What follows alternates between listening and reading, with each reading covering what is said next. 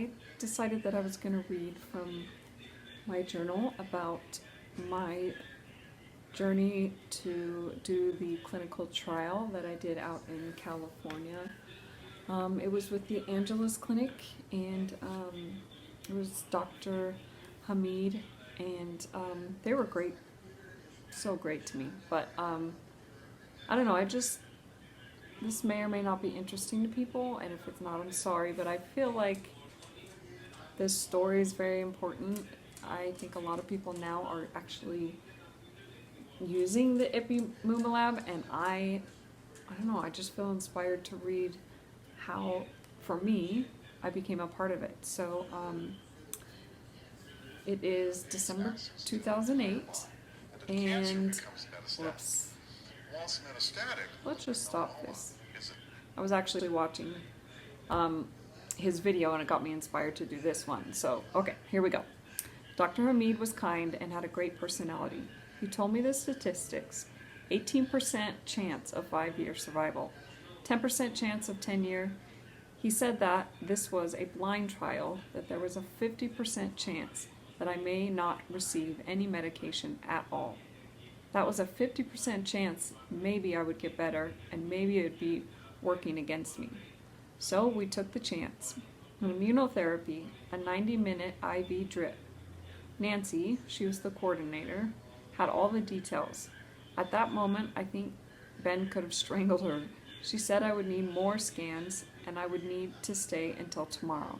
So at that point, we were under the assumption that we were just going to go there, get the drip, and go home that night.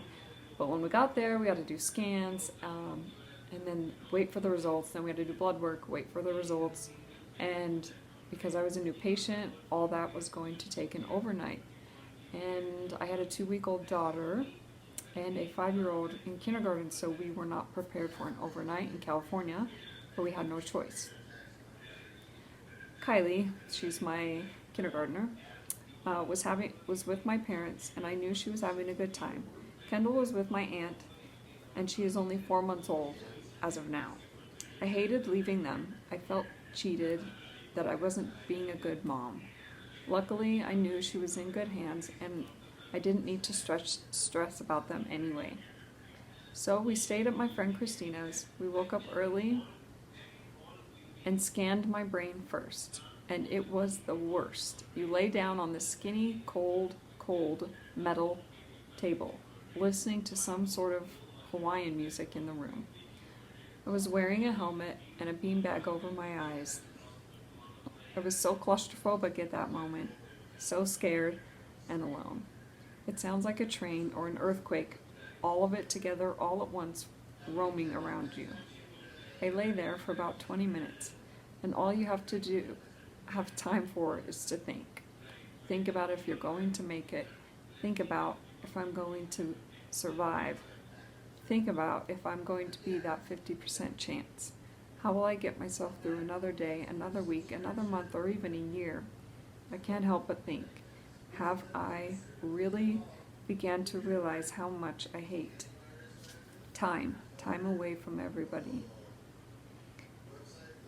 Oh, my brain sometimes won't shut off. I beg it to stop, and it won't. Please stop, leave me alone. I don't want to think more thoughts. I don't want to cry, I don't want to fear death. Please, make it go away. Can't anyone make it go away? No one can fix me. There is no cure. I have to do it myself. I have to fight, and I have to stand up, and I've got to do it now. After the scan, I move on to the PET scan. I'm not allowed to eat for 4 hours before, so I'm starving. My stomach is rumbling so loud, I think the person next to me can hear it. I tried to soothe my hunger with an awful white beryllium drink. Anyone who's had a scan knows exactly how disgusting they are. The flavor, just enough for you to gag it down. I mean gag. I almost threw it up a couple times. Then, once I'm done, I have to wait for an hour to sit and wait and think. Off I go to the back room alone again. Ben must wait wait for me in the waiting room. He has to do a lot of waiting. I wonder what he thinks about. I always wondered that, like what he felt when I was back there, or what it was like for him. My heart aches enough for the both of us, honey. Stay strong. I know we can get through this together. I promise I love you always and forever. You're my best friend, and I can never do any of this without you. You are my hero. I love you. In the room, there is a huge dome with another tray for me to lay on. He asks, have you done this before? And I said, yes, I had it at home. It will be okay. I've done this.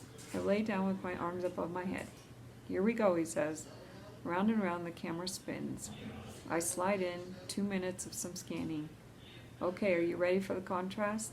Sure. It was a shot, plus the beryllium drink. I was rushed with a burning sensation feeling running all over my body.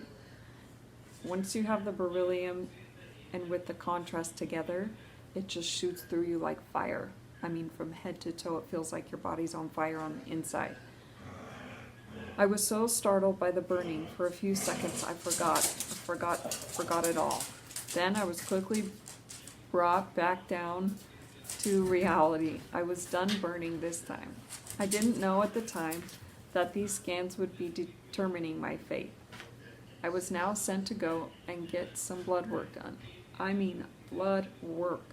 The doctors requested 14 vials of blood to check for who knows what. I sat and watched for all 14 vials to fill up in my veins. My veins were screaming already. What more could they take from me? Oddly enough, I wasn't fainted afterwards. I stood up strong and sturdy, just how I always have.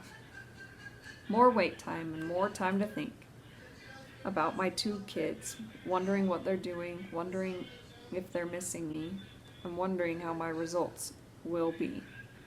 Will there be more spots, more tumors? Will I have chemo and lose my hair? Losing my hair means to me like I've lost the battle. To me now, I still look like myself, but without my hair means I'm now an official cancer patient. I always felt that way, that if I was going to lose my hair, that I would officially be sick. So there's no doubt in my mind that that is exactly what happened to me eventually. I'm me, but a cancer patient. I refuse to say and refuse to have to look like one. I don't want to explain to my youngest daughter why my hair is gone and why people have to stare at me, even though they don't mean to.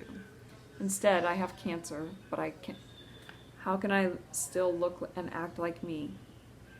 The coordinator called me back in the room, where the nurses and the doctors would see me. They will be right with you, she said, with the results. No matter what they say, Katie, try to keep it together. Try your best to keep it together. All your good scans and blood work are good. What a relief to hear. We will go ahead with a 90-minute IV drip. Walk on back to the chemo room, the doctor says. To the what? Chemo, what?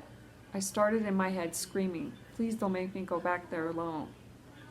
I walked around the corner and looked at all these others like I had never wanted to be looked at. I'm sorry to all of you, I said in my head. I cried as soon as I sat down. Ben was able to sit there with me for the first time. I still couldn't believe that this was my life. I was placed in a chair that they tried to make comfortable but isn't. I was hooked up to a drip that automatically went on its own. I sat there wondering, was I gonna survive this? Will I live to see my kids be young women? Will I get to my 5 years wedding anniversary? I became very tired and felt my throat and mouth fill up with a metal taste. Am I getting the anti-CTLA4? Maybe. The timer went off and I was done for today. I had to sit, however, for another 30 minutes to make sure everything went okay and I don't fall over or collapse. I couldn't believe I just made it through that. I did it, and I did it without completely losing my mind. We went to the airport and I felt so alone, watching all these people go about their lives, not even realizing that they're taking their own life for granted. And I would say that because I felt like my life was being cheated, that I didn't deserve what I was getting, and everyone else was just walking around in the airport busy, frustrated about life or mad about their boss, and just not really realizing the way that I was feeling. So that's what I mean by taking life for granted. Each breath of fresh air and the smile from their wife or husband, the small or big as well, I can't help but feel isolated, scared, and confused. I wanted to go home and see my kids, and I wanted to do it now.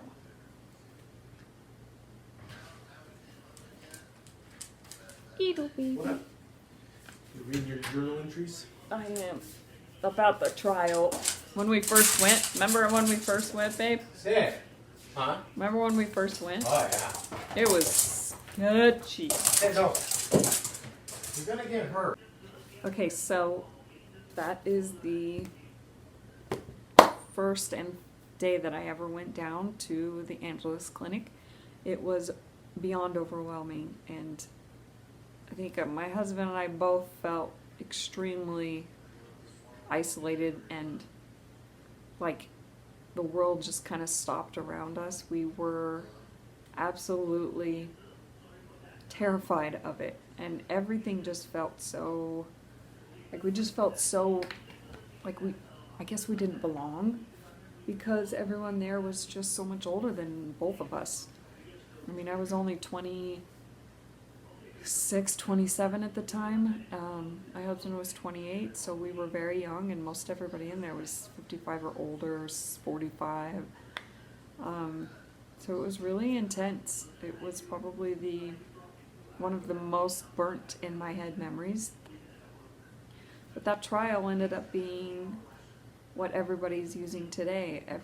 Almost every person I've met online is using ipilimumab and the Nivo combo. I don't know Nivo, I never used it, but